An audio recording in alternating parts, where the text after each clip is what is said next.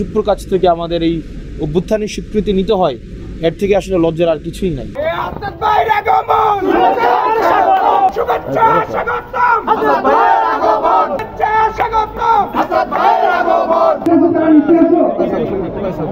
গণভোটের জায়গায় ইতিমধ্যে আমাদের আহ্বায়ক সাহেব জনাব নাহিদ ইসলাম স্পষ্ট করেছেন, গণভোটের পাশাপাশি যেটি আমাদের আলোচনা হওয়া উচিত সেটি হচ্ছে আমাদের অবশ্যই আমাদের আদেশ জারি করতে হবে গণভোট এবং এই যে জুলাই সনদের বাস্তবায়ন প্রক্রিয়ার অংশ হিসেবে সেটি গণভোটের আদেশ জারি করতে হবে এবং আদেশ অবশ্যই সেটি ডক্টর মোহাম্মদ ইউনূস জারি করতে হবে।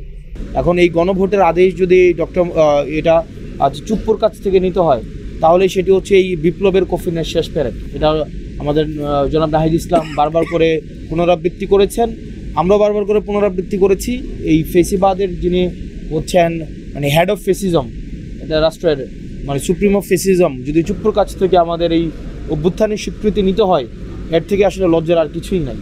তো এইটা হচ্ছে, এবং যারা গণতান্ত্রিক উত্তরণের পথের দিকে যাচ্ছে, যারা গণতান্ত্রিক উত্তরণ চাচ্ছে, দীর্ঘদিন ফেসিবাদী লড়াই সংগ্রামে করে গিয়েছে, নিজের নেতাকর্মীর জীবন উৎসর্গ করেছে, রাজপথে রক্ত দিয়েছে, আসলে তাদের এসে নৈতিক একটা এবং অভ্যুত্থানের জায়গা থেকে আসলে এটা কতটা নৈতিক যে ফেসিস্টের রূপকার থেকে গণতান্ত্রিক উত্তরণের সনদ নিতে যাচ্ছে, মানে এটা আসলে কতটা প্রাসঙ্গিক এটা তারা বিবেচনা করবেন। কিন্তু আমরা আমাদের জায়গা থেকে এই বিষয়ে অনড় অবস্থান আমরা পুনর্ব্যক্ত করছি। আমাদের আদেশ জারি করতে হবে, অর্ডার জারি করতে হবে, কোনো অধ্যাদেশ নয়, কোনো প্রজ্ঞাপন নয়, এবং সেটি অবশ্যই ডক্টর মোহাম্মদ ইউনূস জারি করবেন। এখন ডক্টর মোহাম্মদ ইউনূস জারি করবেন এই অভ্যুত্থান পরবর্তীতে এই গভর্নমেন্ট যে ম্যান্ডেটে গঠিত হয়েছে, যে ম্যান্ডেটের কারণে এই গভর্নমেন্ট নির্বাচন আয়োজন করবেন, যে ম্যান্ডেট সেই ঠিক একই ম্যান্ডেটের কারণেই কিন্তু আপনারা অর্ডার দিবেন। আমরা যদি সংস্কারকে লক্ষ্য রেখে, সংস্কারটা কেন প্রয়োজন, আসলে আমরা যে নির্বাচনের জন্য এতদিন অপেক্ষা করছি, একটি গণতন্ত্রের উত্তরণের জন্য একটি নিরপেক্ষ, অংশগ্রহণমূলক, অবাধ, সুষ্ঠু, যেখানে প্রত্যেকটা ভোটার ম্যাটার করবে, সেখানে ওসি, ডিসি, এসপি, ইউনো, আপনি দেখেন তো বিভিন্ন জায়গায় আপনার নিজেরাই তো, আপনাদের মাধ্যমেই তো আমরা জানি, বিভিন্ন জায়গায় এখন বলছে যে এরকমভাবে যে যদি নৌকায় একটা নির্দিষ্ট প্রতীক নাও থাকে, ধানের শীষ নাও থাকে, তাও নাকি ক্যান্ডিডেট নিজের ধানের শীষের ব্যালট ছাপায়া সে নির্বাচন করে ফেলবে। গতকাল আপনারা দেখেছেন আন্দালিব রহমান প্রার্থীর আসনে কি ধরনের ঘটনা ঘটেছে। তো এই ঘটনাগুলো তো শুরু হয়েছে, এগুলোর আরো পুনরাবৃত্তি ঘটবে।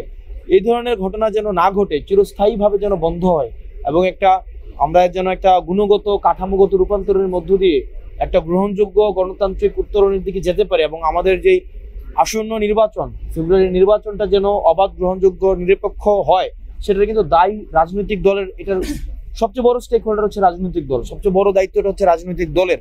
আমরা একটা রাজনৈতিক দল হিসাবে একই সাথে সাথে অভ্যুত্থানের আমাদের দায়ী হিসাবে এই গণতান্ত্রিক প্রক্রিয়াটা ফেসিলিটেট করা কিন্তু এটা আমাদের দায়িত্ব। আমরা নির্বাচনের উইনিং অর লুজিং এটা ডিফারেন্ট ডিসকাশন, কিন্তু এই যে ইতিহাসের দায় আমাদের রয়েছে, আমরা যেন গণতান্ত্রিক উত্তরণের পথে আমরা যেন এই প্রক্রিয়াটাকে আমরা যেন অনেক বেশি বাধাগ্রস্ত না হয়, সেটা যেন গ্রহণযোগ্য হয়, যে জিতুক। এক্সট্রিম মশার কয়েল প্ল্যান্ট ফাইবার দিয়ে তৈরি, ডেঙ্গু, চিকুনগুনিয়া বাহি সহ যে কোনো মশার বিরুদ্ধে দেয় এক্সট্রিম সুরক্ষা। জনগণ যাকে ম্যান্ডেট দিয়ে ক্ষমতায় নিয়ে আসবে, সেই হচ্ছে বাংলাদেশের রাষ্ট্রযন্ত্র পরিচালনা করবে, সেটাতে আমাদের কারোই ভিন্নমত নাই। তো যেহেতু ভিন্নমত নাই, সেজন্য আমরা চাই জনগণের ভোটটা যেন at the end of the day matter করে। এখানে যেন কোনো ওসির প্রভাব ম্যাটার না করে, এসপির প্রভাব ম্যাটার না করে, গণমাধ্যমের ভূমিকাও সেক্ষেত্রে গুরুত্বপূর্ণ। আমরা গণমাধ্যমের অনেকেই আপনারা দেখেন সারাদিন পেশাদারি ভূমিকা পালন করছেন অভ্যুত্থানে, আপনাদের অবদান অপরিসীম, এবং গণমাধ্যম যদি আপনারা হাউজের বিরুদ্ধে না গিয়ে আপনারা বস্তুনিষ্ঠ সংবাদ পরিবেশন না করতেন, তাহলে কিন্তু আসলে আমাদের যে কাঙ্ক্ষিত অভ্যুত্থান সেটি হচ্ছিল অধরাই থেকে যেত।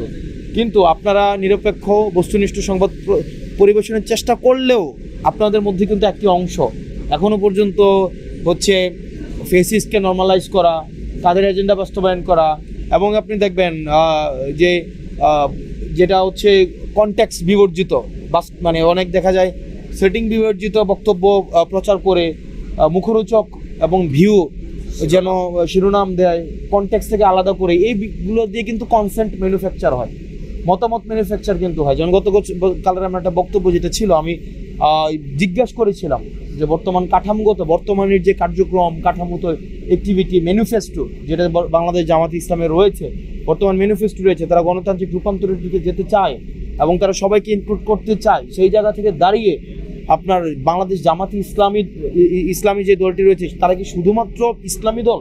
এই প্রশ্নটি আমি করেছিলাম, কিন্তু আপনারা দেখেছেন এটাকে কনটেক্সট থেকে উঠিয়ে নিয়ে দুইটা বাক্য আলাদা করে, সেখানে কিন্তু পুরো সেন্টেন্সটা আমার না, এখানে প্রশ্ন এবং উত্তর। একটা প্রশ্ন সাংবাদিক করেছে, উত্তরটা আমি দিয়েছি, কিন্তু প্রশ্ন উত্তর একই এমনভাবে সেট করেছে মনে হয়েছে যে দুইটাই আমার কথা। তো সাংবাদিকের কিন্তু এটা দায় রয়েছে, আপনাদের যারা আপনারা নিরলসভাবে কাজ করে যাচ্ছেন আপনাদেরও কিন্তু এটা দায় রয়েছে গণতান্ত্রিক রূপান্তরের ক্ষেত্রে।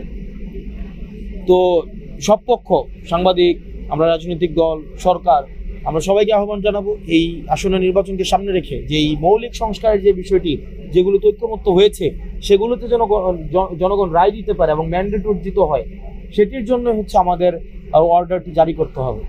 মানে আমরা নির্বাচন কমিশনকে বারবার যে জায়গায় আমরা যেই জায়গাটা ফোকাস করতে চেষ্টা করেছি, আপনি একটা পলিসি আমাকে দেন, যে পলিসির কারণে আপনি আমাকে সাপ্লা দিবেন না, যে পলিসির কারণে আপনি আমাকে সাপ্লা পলি দিবেন, এটা একটা স্ট্যান্ডার্ড নিশ্চয়ই থাকা উচিত। আপনি সাংবাদিকতা করেন, আপনাদের নিশ্চয়ই একটা ক্রাইটেরিয়া আছে, আপনাদের বেতন কাঠামো রয়েছে, একটা নীতি নির্ধারণের একটা প্রক্রিয়া রয়েছে। কিন্তু আমরা দেখেছি যে সংবিধান, এই যে নির্বাচন কমিশন, তাদের ডিসিশনের এরকম কোনো রূপরেখা নেই। তো আমরা যে জায়গাটায় বারবার ফোকাস করেছি, আপনি কেন কোন ক্রাইটেরিয়ার কারণে আপনি মাইক, বেগুন, ট্রাইপড, তারপর হচ্ছে হেলমেট, তারপর হচ্ছে মোবাইল, খাট, আলমারি, বেগুন, এগুলো হচ্ছে মার্কা হিসেবে যুক্ত করলেন, এটার ক্রাইটেরিয়াটা কি, এটার নীতিটা কি, নিয়মটা কি, আর কি কারণে আপনি শাপলা যুক্ত করবেন না সেটার নিয়মটা কি? এটা লিগ্যাল একটা অবশ্যই নিয়ম থাকা উচিত।